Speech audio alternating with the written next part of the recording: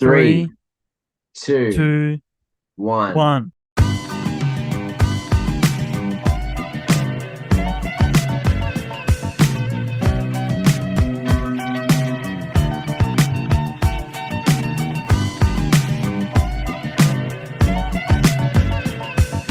What's up? What's going on? What's going on? How the fuck are we doing, bro?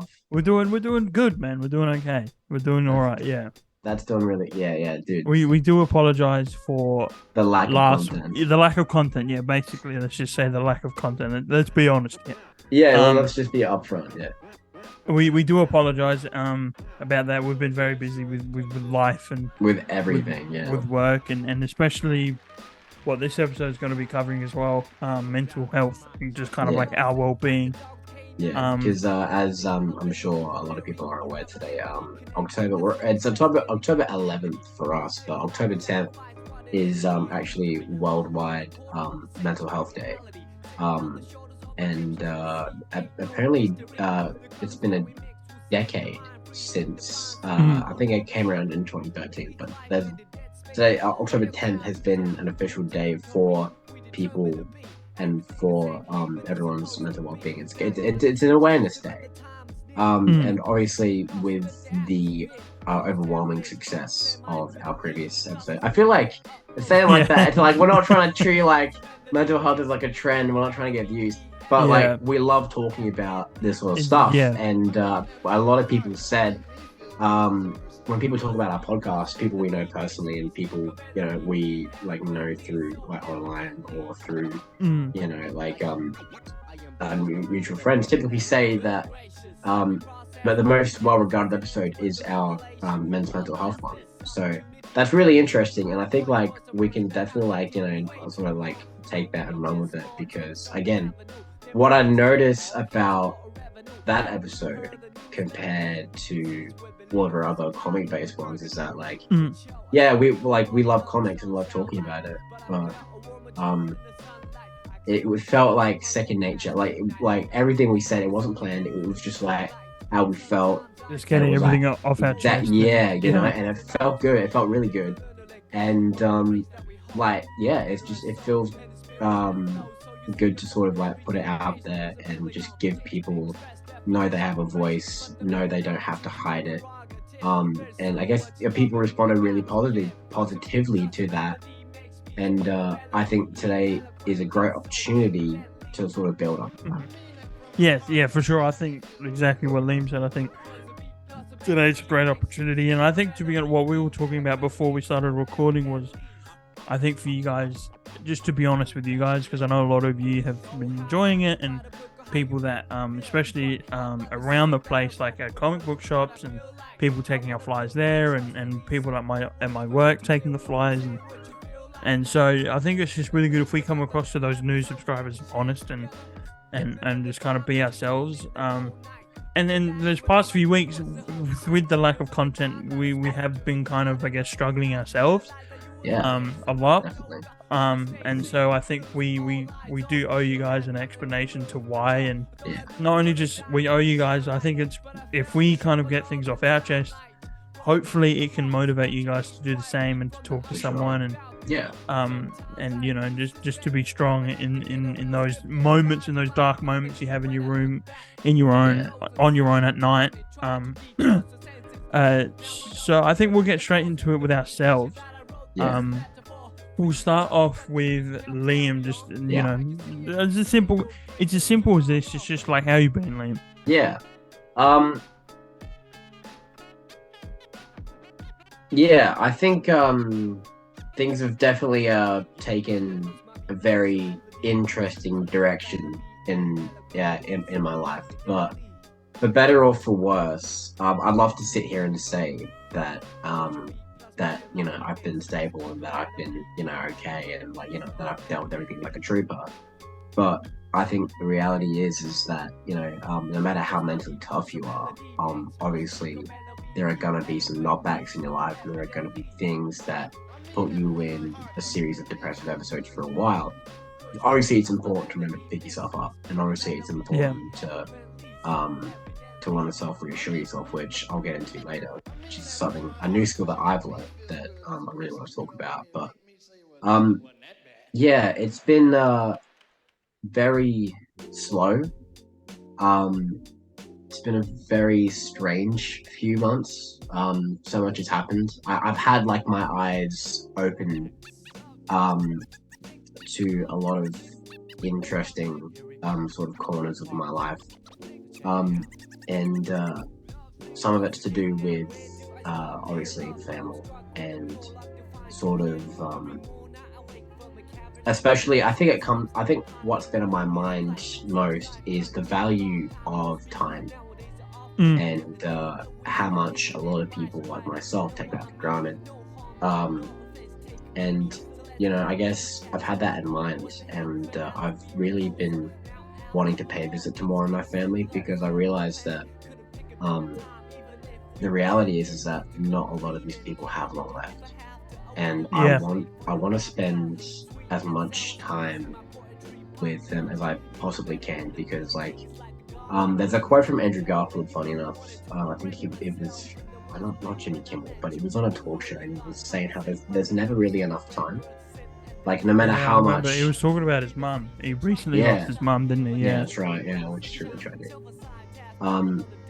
And I guess, there's always going to be questions you had wished you asked. There's always going to be a little bit of regret. There's always going to be oh, what if, what would they have said? And yeah, I guess you can never really have full closure with that. Sorry, that's my mom in the background. She's petting our ferrets too much.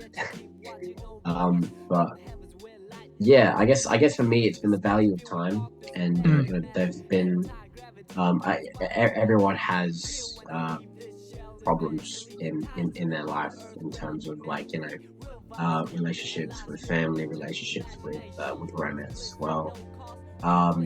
And yeah, I guess you can't predict what life is going to throw at you. And yeah, I mean, work's been really challenging. But I've soldiered on through it.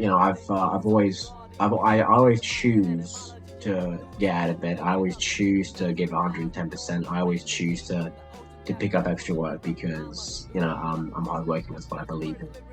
I believe in trying to help wherever I can. Because I want to feel that I'm utilizing myself to the best of my abilities. And yeah, I guess after a while, I guess you become exactly that. You feel all of a sudden that. I guess this might sound very dramatic, but a part of your soul is almost died, and you just feel like this robot, and you feel this sense of repetitiveness in your life, And after a while, that just becomes really difficult to cope with, especially when there's been drastic changes to your life, relationships and who you talk to, and suddenly they're out of your life, and I guess you go back and you think about everything you wish you'd said, or the time with them you never wish you took for granted, and there's always that deep feeling of sorrow and regret, but life is unpredictable, and it's just been really difficult, but not impossible. I want to emphasize that, because it's not impossible. Yeah. It's not impossible to pull through. If I can get anyone to take away anything from that, is that, we always carry ourselves with such great spirits, or we always try to, and that's gonna, at the end of the day, that's the end game that gets us to, to the end of that darkness. To reach the end. If you there was this episode of, I think, season 2 of Avatar: The Last Airbender, one of my favorite shows of all time, funny enough. Not an anime, for anyone who thinks it is, fuck it, wrong. But yeah, Uncle Iroh, who we all love, definitely one of the most standout characters out of the whole series. always said that, you know, life is like this dark tunnel.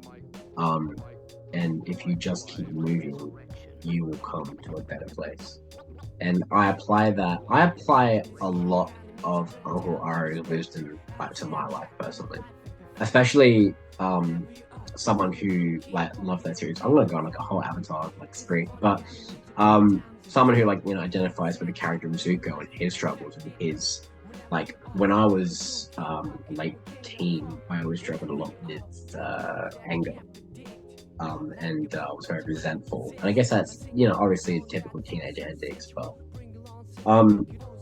yeah, I guess that was sort of anger I had that was sort of out of fear. It was, I guess, also came back from my own insecurities. And it was just essentially self-hatred. But it wasn't healthy. Like, it really wasn't. And I'm glad I realized that when I did and chose to, you know, to make a positive change in my life. Which brings me to my next point. What a skill I've learned myself is that self-reassurance is one of the most positive things you can do to your own physical and mental. Yeah, it's super important. It is. And what I've been doing is like, people will call me weird, but you know, I talk to myself as if like, you know, I'm talking to myself in like a third person perspective, you know, and I'm giving myself the reality checks I need. I'm saying like, you know, like, you are enough, like you are good enough, you know, and you don't need someone else to imply or tell you that, you know, because deep down the truth is that I am enough, and I'm doing the best I can every day, and I'm giving 110% every day, and I'm trying to set myself up. I'm trying to, you know, because I know that I may not be Jesus, but I try to be the purest person I can be, and it's characters like, you know, Clark and Dick that make you wanna reach towards that, you know, like level of purity and just shoot for it. You know, there's characters you just want to be like, you know, because you see positive effect they have on people in their universe, and you're like, I want to do that in my universe, you know? Yeah, no, exactly. I mean, But another great example is kind of Gogi in a way. You know, he's for sure. all about being pure of heart, and you know the effect he has on all of his friends, and you know, I mean, the great example is his positive attitude with life, and with his training, in fact, affected Vegeta so much that Vegeta's happy with his life. He's got 2 kids, he's got a wife, and you know, he realizes that there's more to life than just pride and, you know, arrogance and being the villain, you know. Yeah, self-reassurance is really important for me as well. I mean, I talk to myself a lot, like too much in a way. But it's really important to kind of help, especially for me. It's kind of like the inner me's that still little kid. Yeah. You know, that's still kind of figuring out life and, you know, wandering around not knowing what to do. So I think it's really important to kind of help that little kid and kind of support him as much as you can. And for me, it's always kind of like, you know, I get scared. It's kind of like, you know, do something that I love, you know. And I think exactly. And I think I said it on the last mental health episode. I think a lot of it can come across as selfish, but I think putting yourself first is super important in I think 90% of situations. It's putting yourself first and putting your mental health first, and it's just making yourself happy over than making other people happy or trying to impress someone or all that. Like a great example for me was kind of like my relationship with my dad. Was I wanted to have a relationship with my dad so much that I put everything that I wanted to do, and I was putting everything he wanted to do first. And I ended up being like miserable all the time and not, you know, and it was kind of with my friends as well, like putting things like this aside and putting my, you know, my comic books and my superheroes aside to just try and fit in. Yeah. And I realized how miserable I was and kind of like, you know, how much I hated life and And when I kind of took that step during COVID, and I was like, no, like, you know, I'm going to make myself happy. It didn't make anyone else happy. Yeah, a lot of people got angry at me for it. A lot of people kind of dissocialized from me.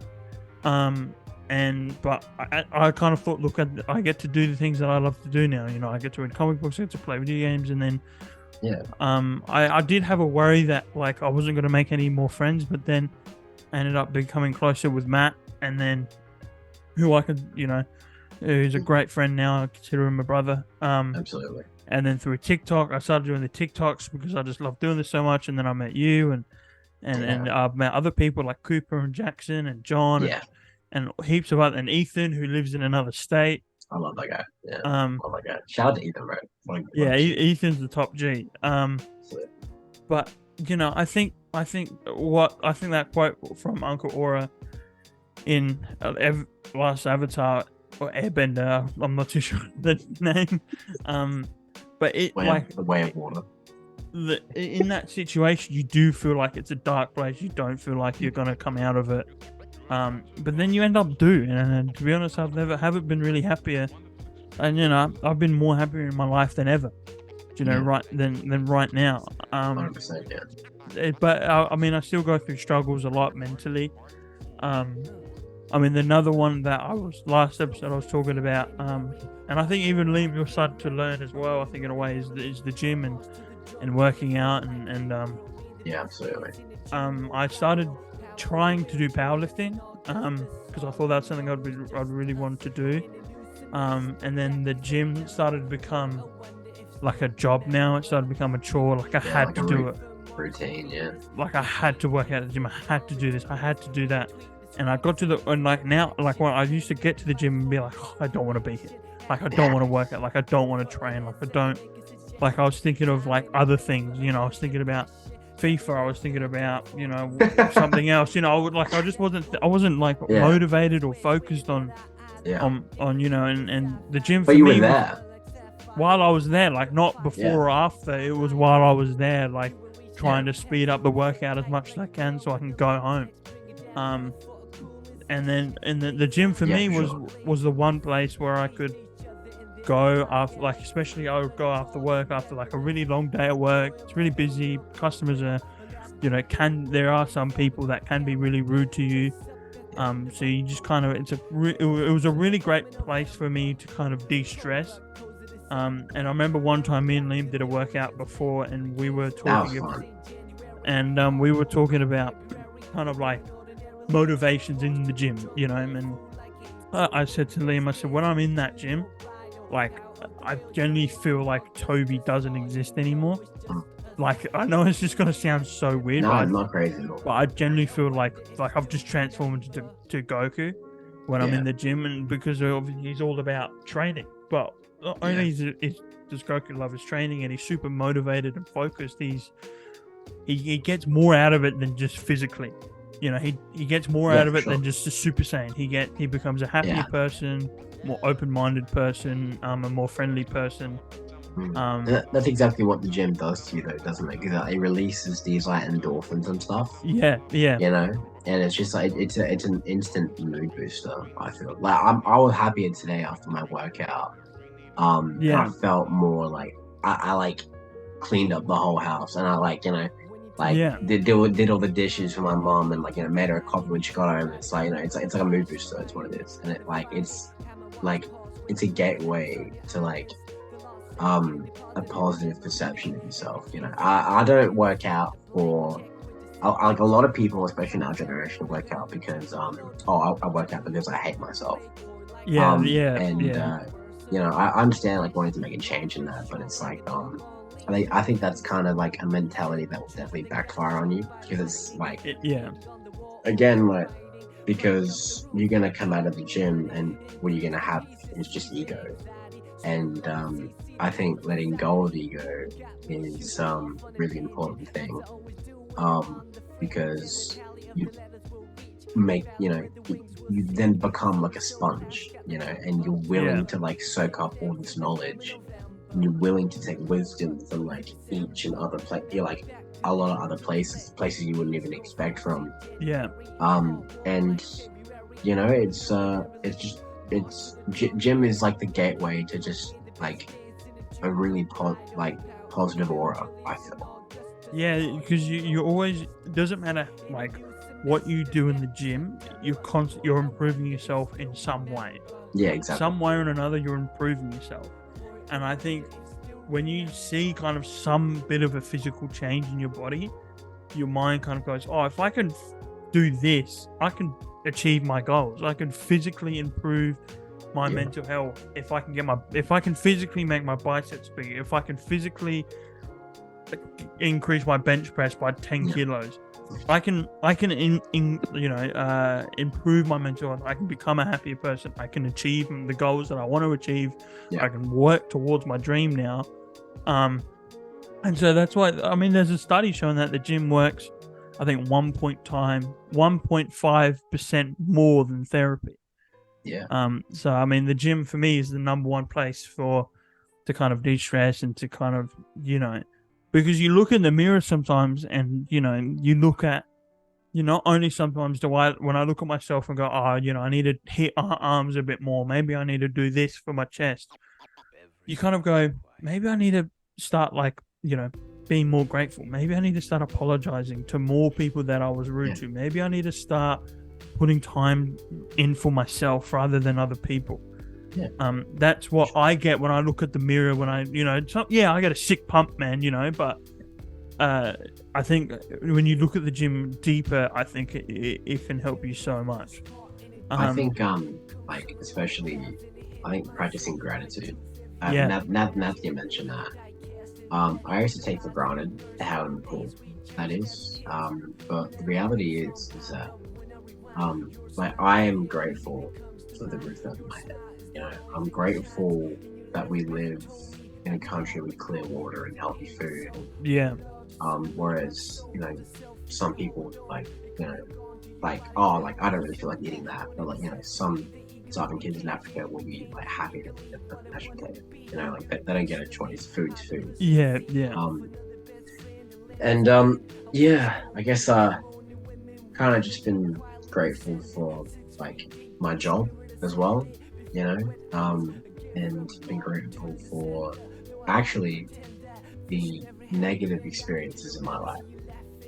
I think that's a great way to start looking at life, is rather than those negative experiences, you try to cover them up, pretend they didn't happen. You assess them at every single angle, every single way, and you learn from that, because that's the only way you can evolve as a human being is to, rather than just focusing on the positives and going, I'm just going to do this, and not address your negatives. It ends up kind of all building up, and then you explode. You explode, and then you might hurt the wrong person. You might, say the wrong thing to someone. You might, stuff like that happens. I've seen it happen to people, and from that I learned. And so, sometimes I'm rude to someone. Sometimes you get that anger build up, and you kind of say the wrong thing, or you just snap at someone, rather than going, I'm not going to worry about that. It's kind of like, I should go back and say something. I should, even if I wasn't in the wrong, you still should go back and kind of go address the situation, and then, and then you can build relationships off that with other people. Not saying actual, love relationships, but just friendships in general. Yeah, exactly. And then that can help you evolve so much as a person. For sure, yeah. I think there's a great quote that says, if you want to be a real man,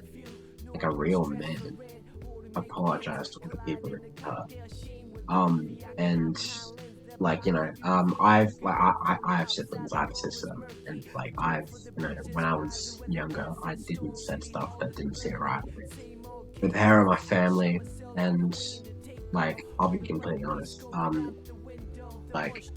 I said to her the other week, because I was just going off a tangent, I was talking about my past, and I said, I wish that I had the relationship I have now with you, but back then. But obviously, I needed to have made those mistakes. Yeah. And had those shortcomings to for it to be prominent now. For the relationship to grow, you got to fail to succeed. Yeah. I guess I can't just realize that now. And obviously, my relationship with my sibling is now more healthier than it could be. And yeah, I guess it's just one of those things, but we all have that power within us to, take some accountability and take some control of our life and our decisions. Instead of just pointing a finger and just for it to be everyone else's problem, and just not take some take a look at themselves in the mirror, because I did not. I still don't have it all figured out, and I don't really think I'm gonna. Yeah. But that's the beauty of it. But yeah, yeah, it's funny. We were having this discussion the other day. You came into my work, and what you were saying about figuring it out, I had this conversation with Matt and a lot of people, and I was kind of like, do you feel like you wasted your life after you left school? When you're in high school, you're in year 12. You make all these plans to do all these things, and then we're 5 years after school, and we haven't done any of them. And it just got me really thinking, damn, I've wasted my life away. And then I remember just spiraling downwards. And then I remember you came in, and then I asked you that question. I said, do you feel like you wasted your life away? And then you were just kind of like, well, but at least you kind of have a job. You have a roof over your head. You got friends, you got family. And I think after a situation that happened today, I'll go further into just seeing those emotions kind of in person. Actually, I'll talk about it now. I might as well. This morning I had to attend a funeral of an old work friend, which is the first funeral I've ever went to. And it was really kind of hard hitting. It really hit me hard. Watching his wife and his mum on that coffin, just the screams they had, that they've lost this loving person. It's just something I'll never forget. And it's just horrible to watch, because it's I have no words for it, because I've never experienced, what I was saying to Liam before. It's, you watch this stuff in movies and you're like, oh, that's sad. But when you see it in person and you experience those emotions in the same room, it's different, man. And it kind of, and watching the burial and seeing him go in the ground, and then his mum and his wife jumped up to the casket, and he was a Greek man, and they were speaking Greek, but you could just tell that they were like, please don't go, why him, stay with us, and I was literally this far from where I'm sitting to the laptop now, just so it was kind of radiating on me. I was kind of I think nothing of I think I hate this feeling of having to achieve something big, having to achieve being a multimillionaire, being 10 times award-winning actor, being a mega star. I think, and then you see people like that. I think that's what matters to me now. I've realized that's what matters to me at the end of the day, is looking after those people, because seeing that is something that it's just hard for me to process. I'm kind of still processing it now, but that's something that I don't want. Eventually my family will have to go through that moment, but seeing it now at my young age now, it's just something hard. And I think making them proud is more important than making people proud that I'll never meet, making people behind the screen proud. I think making those people, your family, your friends proud, and making sure that they love you and you love them, and telling them that, and spending that, and what you were saying, spending that time with them. I think it's more important than anything. It's more important than, I think it's great to have dreams, it's great to have goals, it's great to achieve something, but I think at the end of the day, that's what really matters, are those people in your life.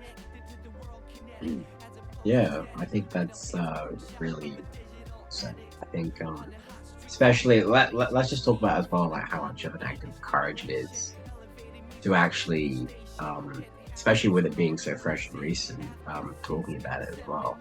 Like, I mean, like shit, that's respect, man. That's actually respect. Yeah, I mean, he was a good friend. He taught me. He taught me everything I knew at my job, but just taught me a lot more about kind of life in general and how to be in life. And the one thing I'll take away from him is he would always help you no matter what, no matter how hard the task was. You know, he'd always be like, "Oh, I'll help. I'll do it." Let's and that's the one thing I've kind of taken in life is always have a helping hand. You know, always hold your hand out. You know, yeah, it's just hard when you have that like such a good person like that go in such an instance. It's hard to just comprehend. You know, it's like the 5 stages of grief. You know, they call it. And it's I think denial is definitely the worst part. I think.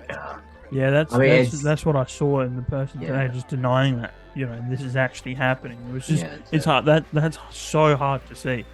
Yeah, it really is. Damn, this is like, I think this is like the most vulnerable we've been, like, like in terms of podcast episode. But I'm here for it. I'm loving it. Yeah, me too. I think, I think this is going to be very, like, when this episode concludes, honestly, it's going to be very rich in depth and empathy and emotion, which is a really good thing. But yeah, I think it's a really horrible thing to come to terms with.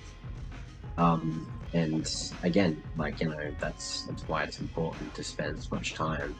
And I realized that, you know, like, my grandparents could go tomorrow, just like that. That's what I mean, man. I mean, they're the ones. Unfortunately, they're most likely the ones to go next. Exactly. You know, it's spending as much time with them as possible, especially my grandparents with the way my dad's treated them. You know, especially my grandfather. Like, he's honestly, like, honest to God, like the greatest man I've ever known. Like, you know, just the way he kind of cares for people, and the way, especially because I'm the only grandson. He's got 2 granddaughters, and I'm his only grandson. So I think our relationship is so much stronger. Yeah. You know, I'm not saying that like his relationship with I mean, he loves all of his grandchildren equally, but I think it's just a bit different for me with my grandfather, because I'm his grandson, and it's always great because every time, like, I go around for lunch or dinner, or we have a big family thing, he always sends me a text afterwards, like, it was great to see my best friend. Yeah, you know, and like, that's adorable. Yeah, and so it just, you know, it's those moments like that mean the most to me after today. I think they're the moments that mean the most to me is those. I think that if I can go away with things like that, I'm happy with that, to be honest. 100%. Yeah, no, I think you ran up a lot of great points. I mean, I think it's definitely been my experiences with the past few months is like, I'll just come right out and say it. I'm not really scared to say it either. I think for the first time, I actually never thought that I'd obtain this, but I actually, like, about like a month ago, 2 months ago, my perception of time is weird. But I think I cried so much that I felt numb, you know. Like, I think I just I lost the ability to cry, and it was a really weird. It was a new feeling. It was very strange. But yeah, because there obviously, you know, there's this stigma amongst all males, to hide emotion and to not talk about what's bothering us, and, you know, men shouldn't cry. I said bollocks to it personally. I never said that word. Yeah, no, I do but too. I have now. But I think crying and feeling emotion is the best way to feel whole as a human being. And I think I'm grateful. I'm grateful that I have the courage to say that, because like not a lot of men would like be comfortable with saying that, because they have this like reputation they want to uphold, because they're scared of like other people's opinions affecting them. But like I don't really believe that. Like what's there to lose through saying that I had a rough period and I'd cry every day. There's literally no shame in that whatsoever. There's more strength in that than yeah, not crying. Exactly. Yeah, and it felt freeing. Like I know that sounds crazy, but it felt really freeing. It felt like because there were months and days that would go by where I would experience something like sad in my life and I just wouldn't cry about it. But this particular thing, like was very personal, and I mean I would cry every day, and it was a really really ugly period of this year, and I guess, but again, the best way to deal with this sort of stuff and is to spend time with my bros. Yeah, and exactly, man.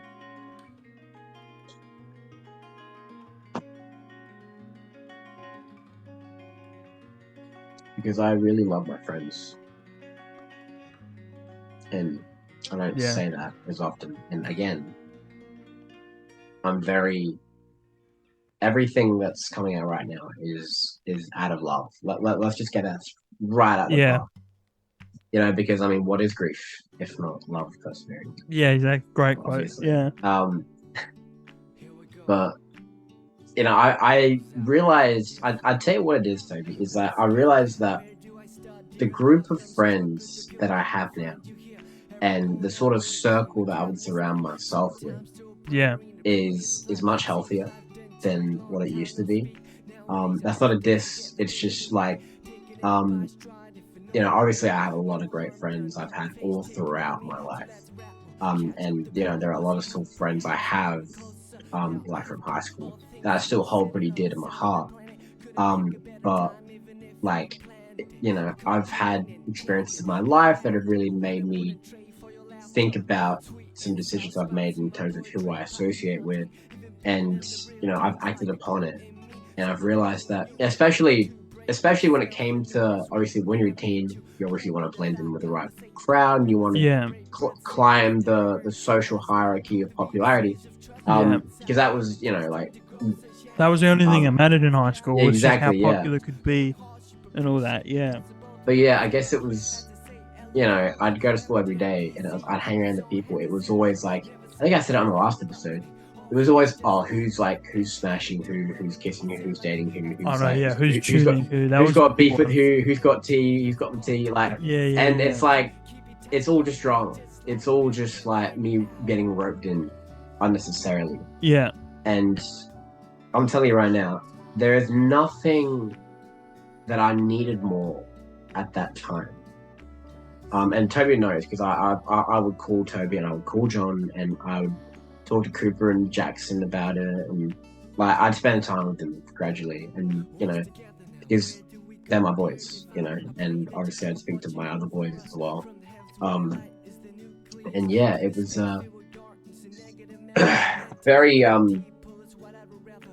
it didn't come from hatred.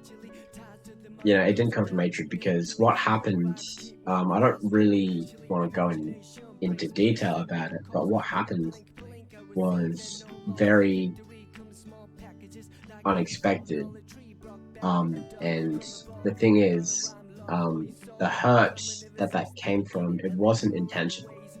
It wasn't intentional at all. I want to get that right at the park, because there were no harmful intentions whatsoever, but it was just the reality of life that sort of was crushing on me. And it was yeah, it was a very really like yeah, because I'm a very hopeful person. I'm a very strong person by default, but that's not to say I don't have periods where I just fall to pieces, because I do.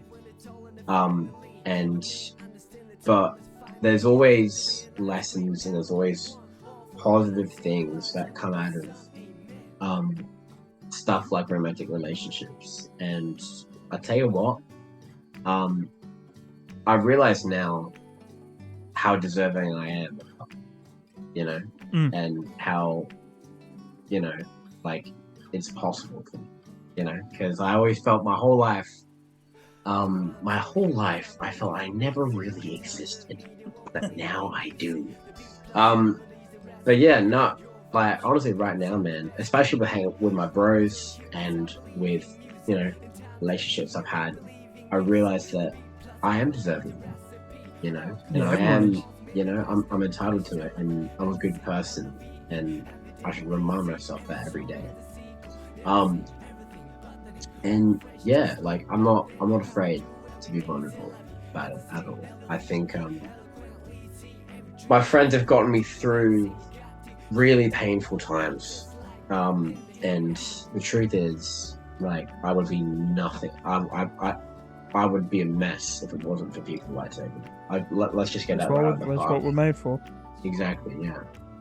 And like, a lot of people, take that for granted. Like, but I realized that even throughout that time, I had the right people. I had the right people to get behind me. I had the right people to support me, and I had the right people to lift me up. And just that fact alone is enough reassurance that everything is going to be okay. Because that's the truth, is that everything will be okay. And it's going to be, it's an adjustment period, because it's not the end of the world, and nothing, it's experiences. That's all it is. It's experiences. And there's a man that I'm very fond of, someone that I actually look up to, and I'm just gonna come right out and say it. I don't really care if I get labelled or cancelled for this, but I personally am a really big follower of the work of Jordan Peterson. Yeah, I like Jordan as well. He's really good. I think his he's just brilliant. I think but what I love the most about Jordan is he's like 60, maybe like mid-50s. Yeah, I think so, around that age. But yeah, he's been really open about his struggles, and he's shared his wisdom through books and through public speaking. To me, he's an example. Out of the non-fictional world, I think someone like Jordan Peterson is, or Jordan Peterson, Mr. Rogers, Mr. Rogers, Keanu Reeves. Like, I mean, for me, they all represent different sides of masculinity, but like, they always carry themselves with such positive auras, and that they're a shoulder to cry on. And it's like I think people like Jordan Peterson are incredible, and he will break down and cry, and people harass him, people bully him about it. That's the thing. I've seen a lot of those comments. A lot of, this man's been through hell and back, and it's just the irony of men should cry, but as soon as Jordan does, it's like, he has a toad voice when he cries. Like, what?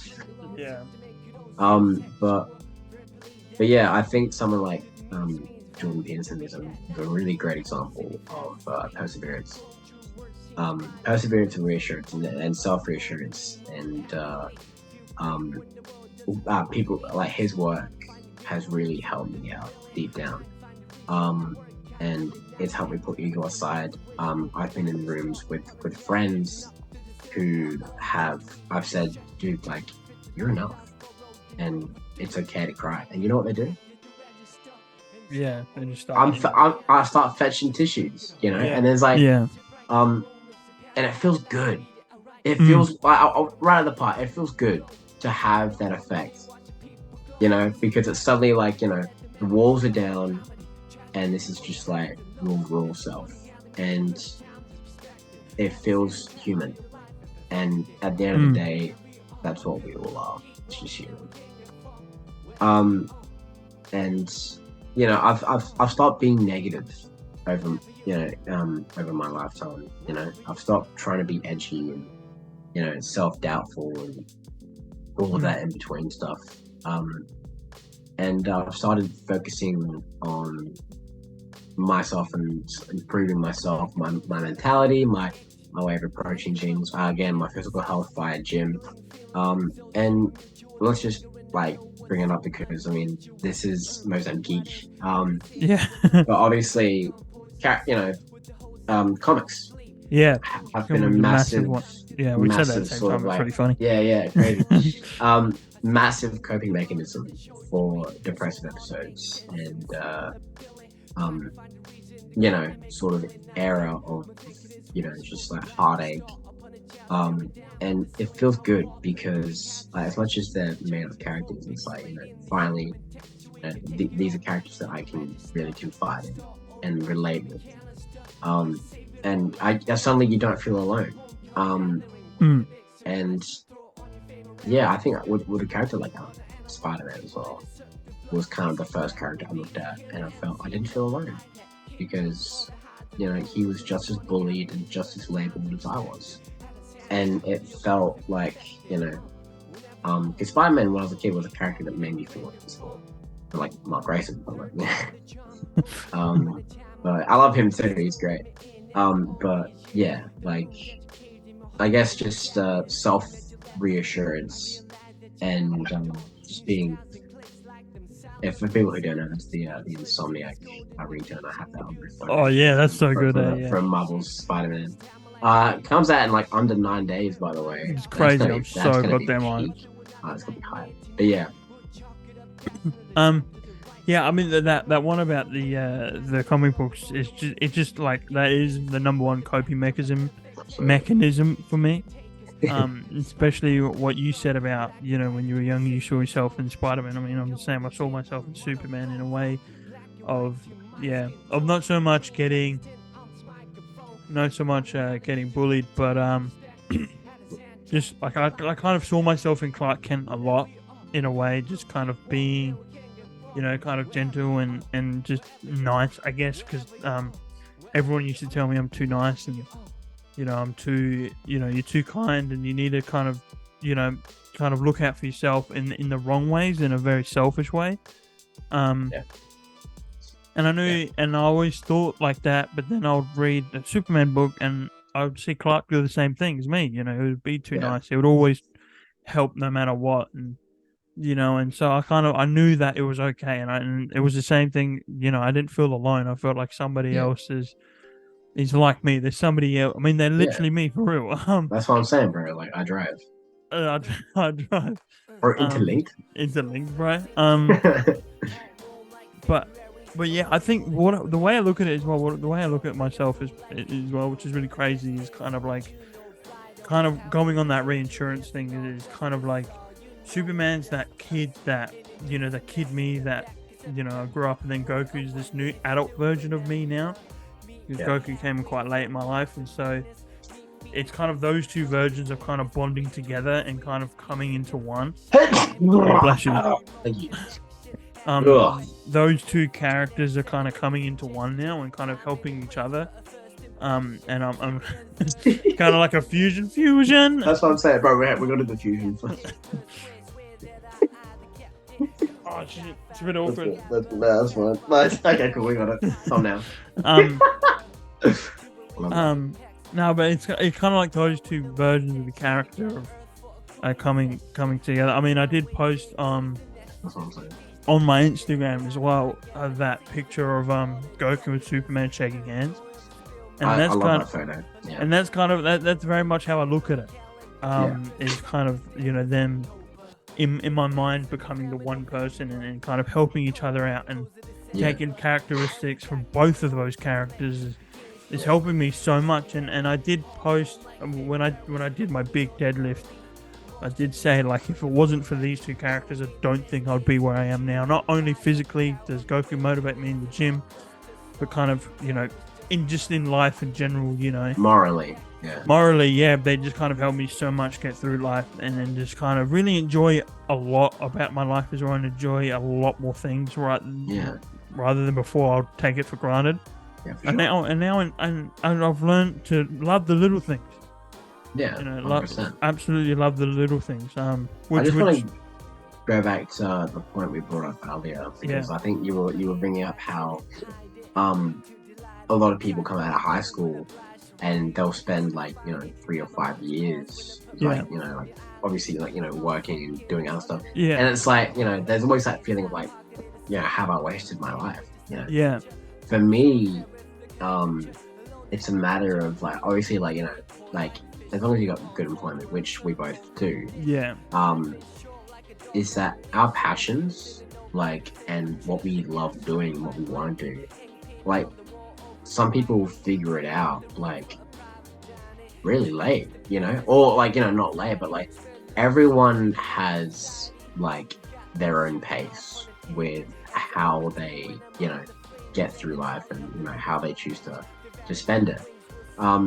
Like, you know, I, like, thought I was going to go into, like, support care straight out of high school, like, you know, and COVID, like, messed it up. And then I was like, okay, I'm going to the Air Force, and then COVID messed that up. But it's like, for me, it's like, I'm glad it did, because I wouldn't be here doing this podcast if I was... all those, none of those, like you were saying before, all those kind of situations where you look at it, you're not right. Canon events. Yeah, canon events. But yeah, going on to the what you were saying about the role models, like the in real life role models, one that I absolutely love and is Sam Sulik, who is going to the gym quite a lot, and his videos, I watch them all the time, and they're great because especially a lot of guys now, kind of gym influencers, are all kind of like, you know, very negative, very like embrace the pain, like, you know, all that stuff. But Sam Sulik is kind of like, it's great because he doesn't have a gym program. He just kind of goes, I feel like doing chest today. Well, let's do chest. Or if he goes, I feel like doing arms today. Let's do arms. You know, it's kind of just like this cruise through life. And one of the quotes is amazing. He goes, what did he say? It was something like, he goes, you know, it was something like the person who enjoys, I'll get it up in a second. But it's such a great quote. But the other one, what you were saying before about the villain saga, was he said the same thing. He goes, you go into the gym with this villain saga mindset, you know, and it motivates you a lot. Yeah, you're gonna get a good lift, you're gonna get a good pump, you're gonna get a good session. He goes, but when you come out of it, you're still gonna have that pain and anger and aggression and that's right, you know, sorrow that you went into it. So he goes, what's the point? You know, you don't move anywhere. He goes, you don't move anywhere in life if you go into the gym like that.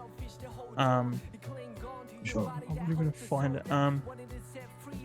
But I think he's a great role model, positivity role model, because he's very much kind of, you know, he just enjoys lifting. You know, he doesn't, you know, he buys clothes from Goodwill. I mean, there's a video of him and someone asked him, where do you get all your clothes from? And, you know, he's like, Goodwill. He pays $5 for it. I really want to try and find this quote. God damn it. I know, that's it. He goes, the person who enjoys the journey will go further than the person who enjoys the destination. Yeah, that's right. Yeah, you know, that's a really true point. Yeah. And what he's saying is like, someone who's just focused on the goal of the end goal will never get anywhere. Yeah. He might eventually get to the end goal, but it will take him much longer than the person who enjoys the walk. You know. who enjoys the journey of the up and downs, and who keeps pushing through and does what he needs to do. That's the best part. Yeah, exactly. And that's something I learned a lot from him. But just in general, just him kind of like enjoying, he's just enjoying life. He loves, he loves his workout, and he doesn't really change himself for the camera. And he's really kind of striving young kids to kind of just not go down this path of like over obsessive over the gym and self-destruction. It's just kind of like enjoy the gym, like please, exactly, enjoy it for what it is. Endorphins, like, exactly, yeah. And so Sam Sulek is now in my real life probably my biggest inspiration, because I just absolutely love what he stands for. Sure. But what I was saying to Liam one time after that workout is like, it's really strange for me because I can't comprehend things as a normal human being. I have to comprehend it through comic books. You know what I mean? Yeah. No, I feel that. Yeah. And that's helped me so much in life. Like even today at the funeral, it's kind of like I was watching like all this grief and sadness and pain, and I kind of realized like this is what kind of Superman fights for. He fights for life. He fights for the beauty of it. Yeah. He fights for the the memorable moments. He fights for love. He fights for family and for his friends, and that's what I think everyone needs to go through in life, is not have to fight for your friends and family and for love. I think because you can go so far, and very much like Superman, you can inspire so many people to do the same thing, and then that's how you change the world.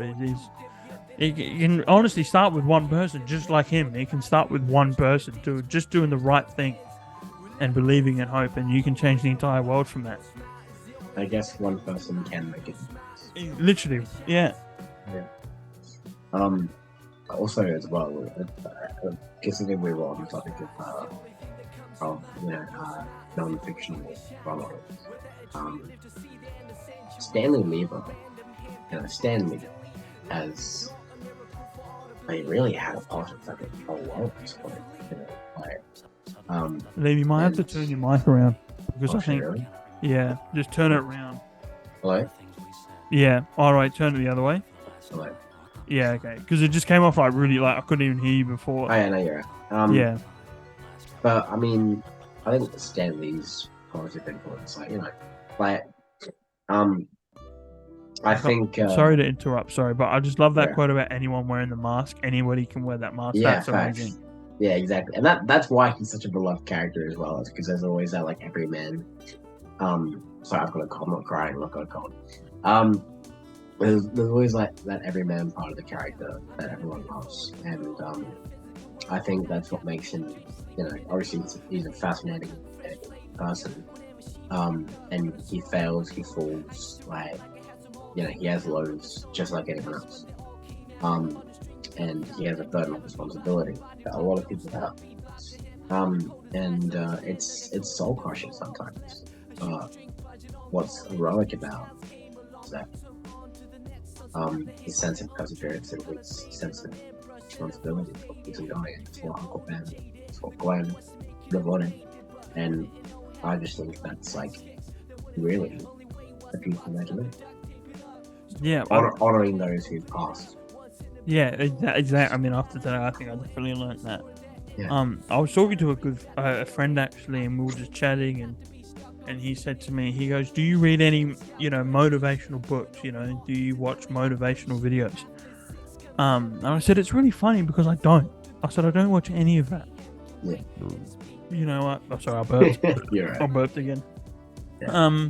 He said, "Where do you get your motivation from?" And I said, "I get it from comic books." I said, Yeah. If it's Captain America saving the day, Spider-Man saving the day, I take so much from that. To be honest, I don't know how to explain it. To be honest with you, it's just how my mind works. It's when Goku defeats Frieza, or when Nightwing saves Bloodhaven.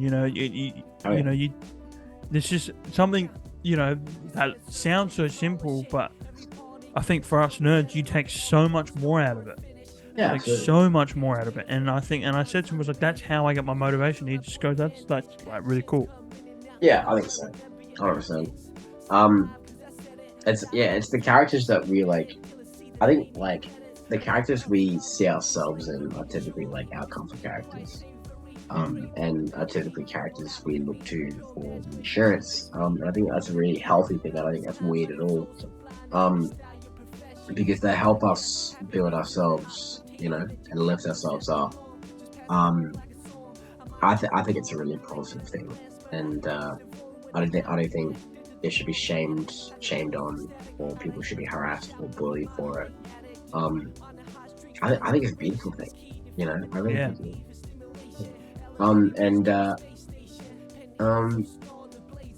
Because I think I've realized as years have gone on, anxiety, especially severe anxiety, is something I think we all experience in our life at some point. And it's very common, and it's more common than it should be. But it's a very real thing. And it's something that people will experience, and no one will know it's there.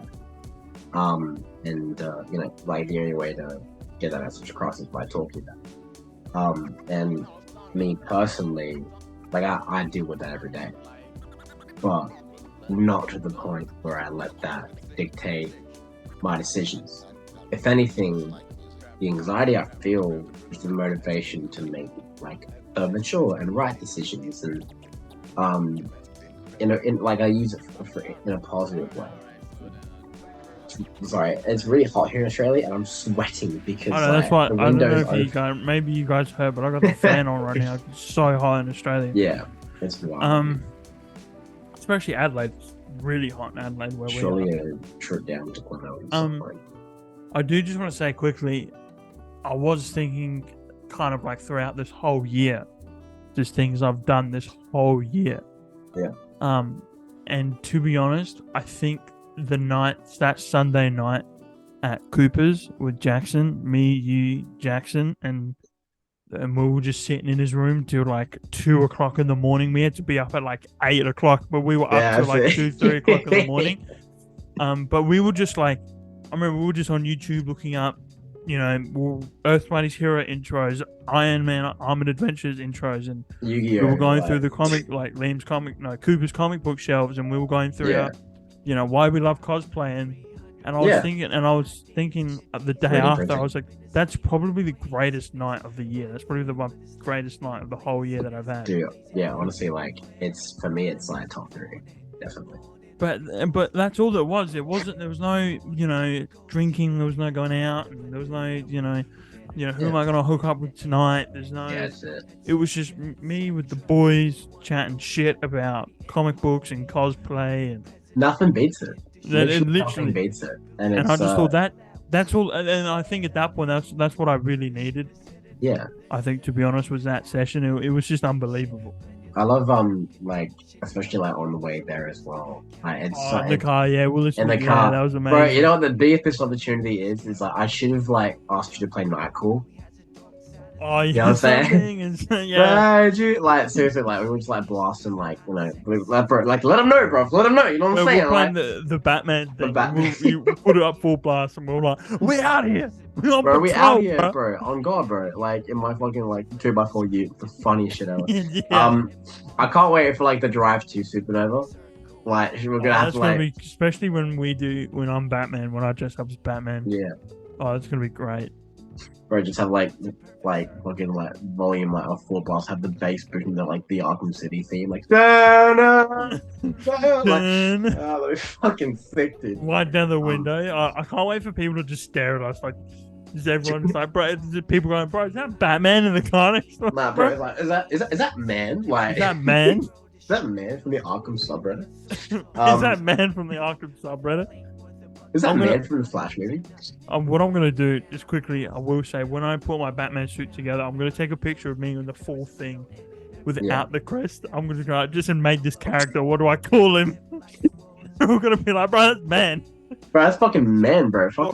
Or should I be like, I'm just cosplaying as man Supernova? Honestly, I feel like people get like Jackson will probably like take us like because I think we were all out. It was like me, Jacob, Cooper and Jackson. This was like about like a month back, but we saw this guy at Myers. You know, we'll put a photo up. It's on my Instagram. Yeah, put it on our Instagram on the Mojo Instagram. Yeah, and it's a photo that we're all like posed next to this like Batman. He's dressed in like the Dark Knight Returns suit, and it's like he had like the '89 Batmobile there as well. And I think we were walking around, and Jackson was just saying like, dude, like I tell you what, I want to like take a photo and go up like I'm about to meet man. Which Arkham quote should I use? Which Arkham quote did you use? You should have gone up to it and be like, I have to activate a triggered explosion. See, but like, let's like, but this right here, this is what this is it. This is exactly it. You know, this is the sort of shit we were doing that night at Cooper's. Yeah, it was so fun, man. But I got to the point where Cooper was like, "Brother, shut up!" Like, I know it was like 1:30 in the morning. He's like, "Bro, shut up." It was the funniest fucking. I'm blasting like Iron Man. I'm like dead on the fucking carpet, just fucking like what? Yeah, just banging the floor. Or the joke about we were talking about Cooper dating, and Cooper's like, I don't know if girls would date me without a mask. I'm like, I'll date you right now. I mean, me and Jackson, yeah, fucking oath, dude. Like, it's like mask or not, bro. Like, I don't give a fuck. Like, bro, I'll date you right now, bro. Seriously, like, let's just say though, Jackson was like one sexy motherfucker.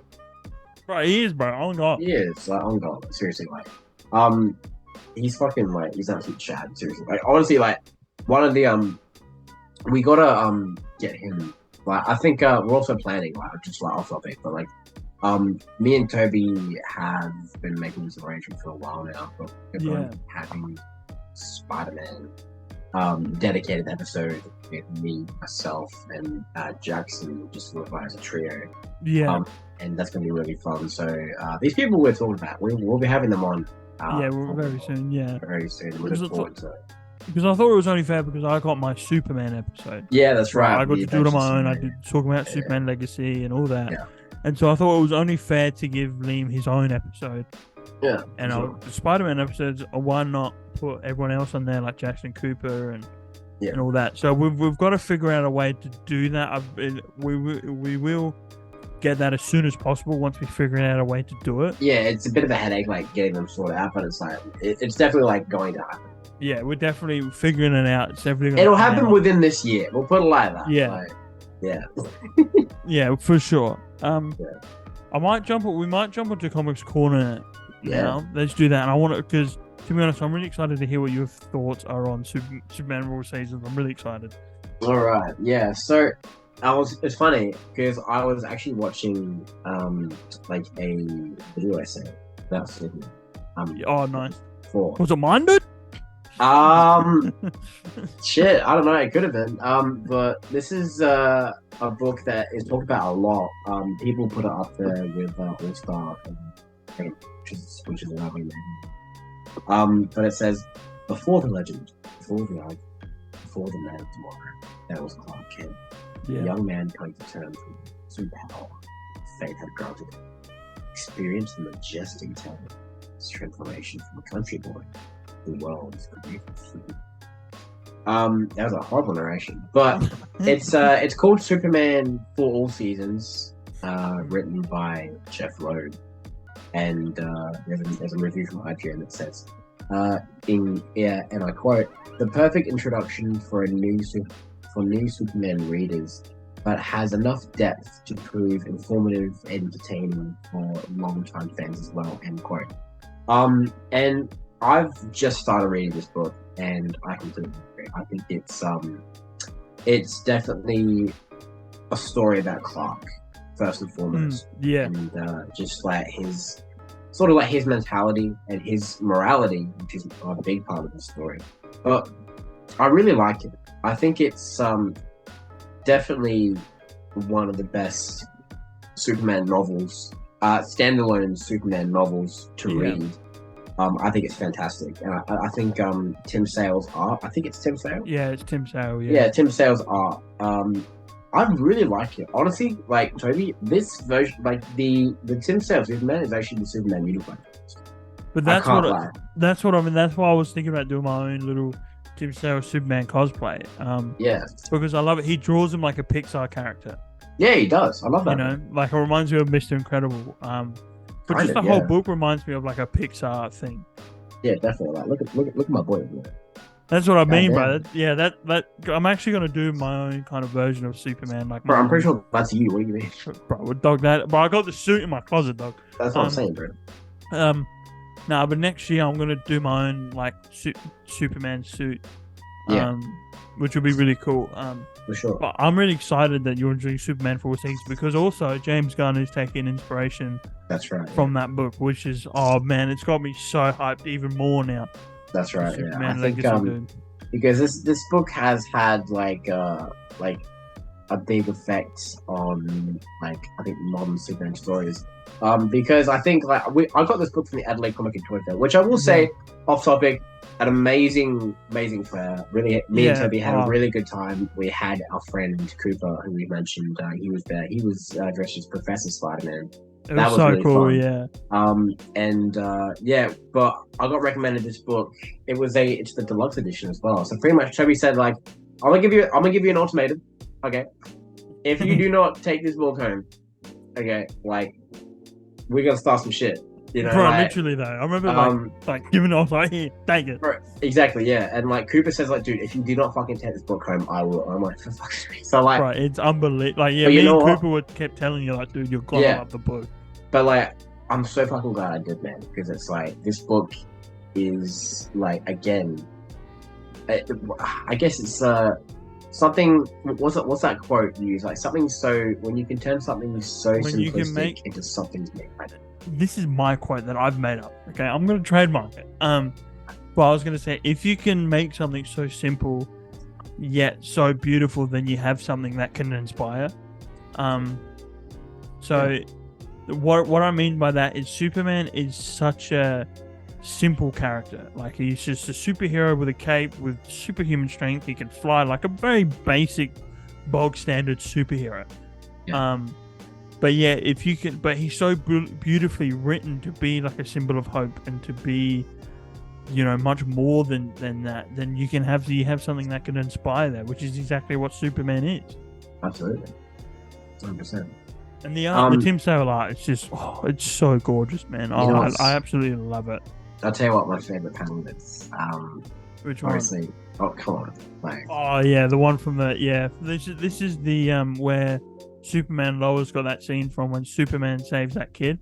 Yeah. And the kid goes like, "Oh, cool costume," and Clark goes, "Thanks, my mom made it for me."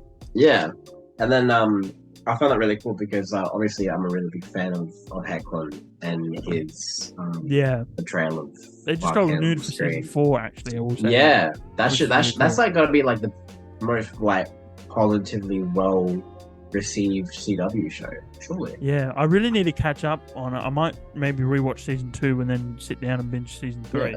No, fair enough. But yeah, Superman 4 seasons by Jeff Loeb. I'm really excited to finish it. I think it's a fantastic introduction to Superman as a character. I feel like it's essentially like it feels very much like Ultimate Spider-Man, like in a little bit, like it's such a fresh introduction. And yeah, like I mean, I also think Jonathan Kent is really amazing in this book. I think he's interesting, and I really love how I think one of my favorite parts in the beginning of the book is when him and Martha Kent are discussing, like, you know, if they made a mistake with Clark, like, you know, like, was he brought up right? Like, I think that's really interesting to see them, like, that the relationship they have, and they have discussions like that about Clark. I think that's great. And then obviously Clark's like, you know, eavesdropping, not that choice, obviously, but yeah, I think it's a really well crafted Superman story. So Jeff Loeb and Tim Sale, and I got the deluxe edition. So that's the only one I have on Toby. Bro, I'm so jealous, man. I've just got the bog standard like trade paperback. But I think it's got me really excited for Legacy. I think more than anything, because I'm a really big fan of James Gunn's, and I think this new Superman take is going to be wild. It's going to be insane, and what was I going to say about that? I forgot what I was going to say about that. Oh, that's it. I look at that as like the ultimate origin for Superman. If someone goes, I really want to read the origin story of Superman, I'd give him that book. Yeah, here you go. This is the origin of Superman, because not only does it show him kind of first putting on the suit and first exposing himself as Clark Kent, but also finding, his kind of hopeful, finding that Man of Steel, finding, the Smallville character, as everyone calls him. Yeah, exactly. Which is, and there's you'll get to it in a second. There's a great few quotes from Lois Lane, which is just stunning. Sure. To be honest, I haven't really read anything exciting past few weeks. I've just kind of been reading a lot of other boring stuff to kind of, because I'm trying to filter out the stuff, and then I want to get into all the good stuff. I am catching up those. Probably the best thing I've read out of the week is The Death of Captain America Volume 2. I'm currently reading the entire Ed Brubaker run, and this is where I'm up to, of course. So we're both reading Boy Scouts, blue and red Boy Scouts. Yeah, literally this week. Yeah, I love that. Is that Alex Ross? Yeah, this is Alex Ross does all the covers for this Captain America run. This is a really good book. So obviously this is when Steve gets shot after Civil War. When he gets arrested at the end of Civil War, and then he gets shot. And then they find out that Agent 13, Sharon Carter, actually shot Steve Rogers. And she was brainwashed by Hydra. So they're trying to track her down and track down the Red Skull. And then Bucky, it's really interesting. Bucky just goes into this absolute craze of who killed Steve, and he thinks Tony Stark's did it. He thinks Sharon Carter's did it. He reckons Hydra's done it. He reckons Arnim Zola's done it. He just goes kind of in this loophole of kind of grief, and you can see him just not know what to do without Steve, and you can see how much Steve impacts him.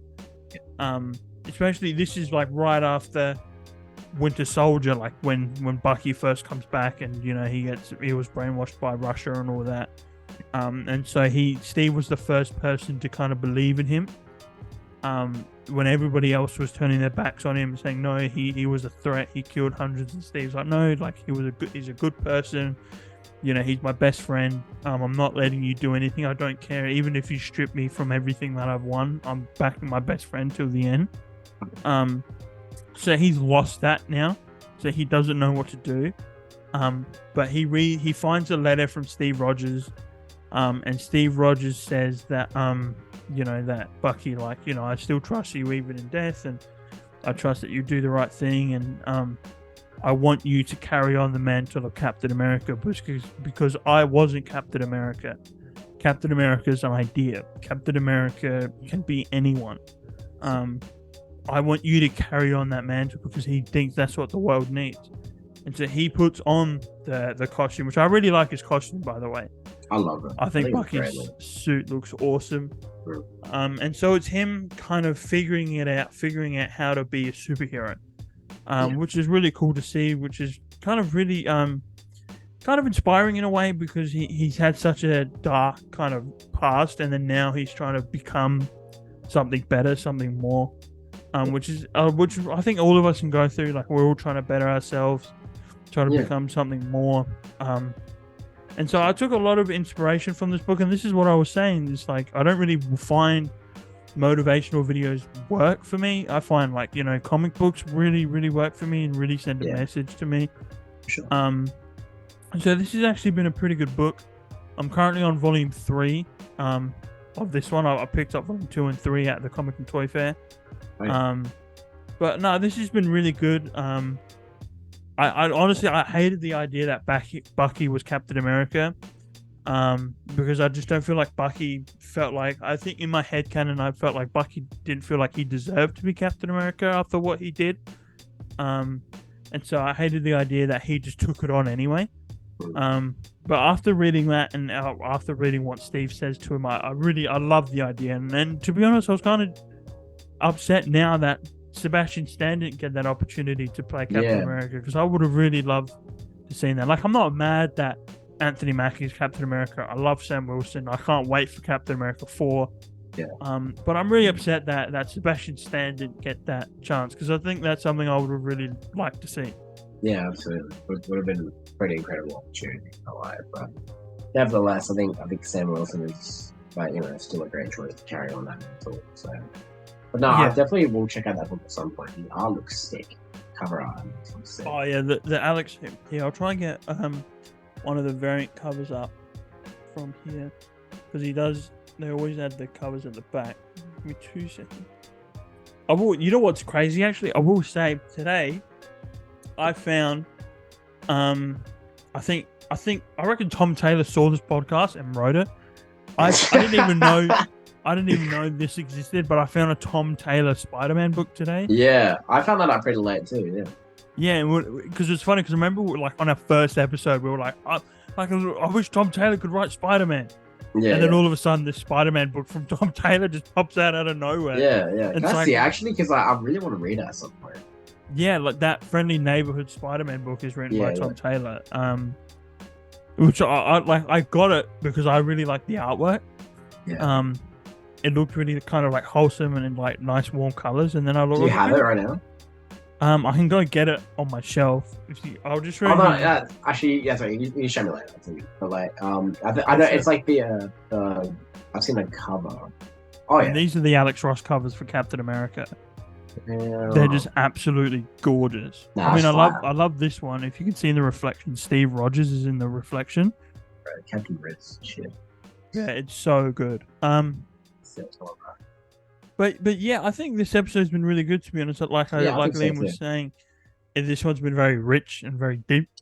Yeah, and rich rich in emotion. For sure. Yeah, no, I really enjoyed it. I feel like it felt good to talk about stuff and also to talk about mechanism. Coping mechanisms. I know it's a pretty tricky word, eh? It's very tricky word. Tongue twister. But yeah, nevertheless, we're still really excited and really pumped to give you guys some more content. I think I'll be definitely up top and down to Gotham Collectibles in a few days. I really want to start plugging that because it literally opened up around the corner. Yeah, that's really cool. I remember you sending those videos and I was like, holy shit, this place is in Adelaide, dude? Yeah, I remember seeing Cooper's reaction as well. He's like, oh, fucking shit. But yeah, it's a massive warehouse. It's pretty sick. Like it's I'll definitely have to I'll check out straight up my Instagram as well, and I'll definitely also whilst we're just closing up, I will say Castle Run Collectibles. We ran into them at the Adelaide Comic and Toy Fair. They were just the friendliest top group. Dude, top dudes. Absolute top dudes. Me and Cooper were just talking about it today because he was asking me about their Insta, and pretty much like we're all pretty keen to get a cut at some point. Maybe you could come with Toby. Yeah, I'm more than happy to come with and get a cut. Yeah, 100%. Yeah, but it's like they always like fix us up pretty well. And again, like as soon as you walk in, you just see this like whole like 3D printed like battle droid from Silver Star Wars and it's like but again, like they gave us like free comics as well, like because like the person knew us and it's like, man, we just like because they also have their own podcast as well. I don't know if they're like as active as they used to be, but their podcast was more aimed towards the Star Wars fandom, which is like fucking awesome. Yeah. But I think they would like review like every Mando episode that came out, every Ahsoka episode that came out. And yeah, just like general like Star Wars discussion. I think it's in the name Castle Run, like. Yeah, like it's in the name, yeah. It's in the name, yeah. But no, they're a sick barbershop. They're really sick joint. Always fix me up really good. But I went in, I asked for like Yo-Yos and Young Justice. I want Dick Grayson, please. I'm like, bro, say less, bro. Say no more. And they're absolutely. I need to get a fade. I really want a fade at some point. I know. Do they do? Are they like a barber's or like a hairdresser? I was gonna say because I need to get this beard tidied up. So I was gonna say. Yeah, I think you know what, like them. I think maybe I'll have to ask actually next time I'm in. But I think it would be a really really good idea to have like a what you want. You looking for like you want a Tony Stark goatee. No, it just needs to be tidied up, man. It's starting to look like. I want it to be nice and smooth, like Infinity War cap, but it's starting to look like Endgame Thor. You know what I'm saying? Nah, you should go for the that Hunger Games character. The who? You know that character. From where? The Hunger Games. No, I've never watched the Hunger Games. So. You've never seen the Hunger Games? No. Wow. But I don't watch mid, bro. Oh, bro, that's your homework. Yeah, right. Well, there's a character from the Hunger Games that's got this like probably the weirdest beard I've ever seen. Oh, really? It's like I'll send you a photo inside. That's yeah. Nah, that's cool. Well, I'd say that wraps up a pretty successful episode. I think again, very rich in emotion, and again, it's always good to talk about stuff that's mental health. Oh, fuck. I was like, I could hear it. Like, okay, well, like because I did it last time, I'll give Toby the honors considering he started the damn trip. Wow, that's making my nose itchy. I'm gonna sign out, but I'll leave Toby to finish the rest. Thank you very much for watching today's episode. Please like and subscribe. Please check out our Instagram. And don't forget, Goku negs your favorite verse.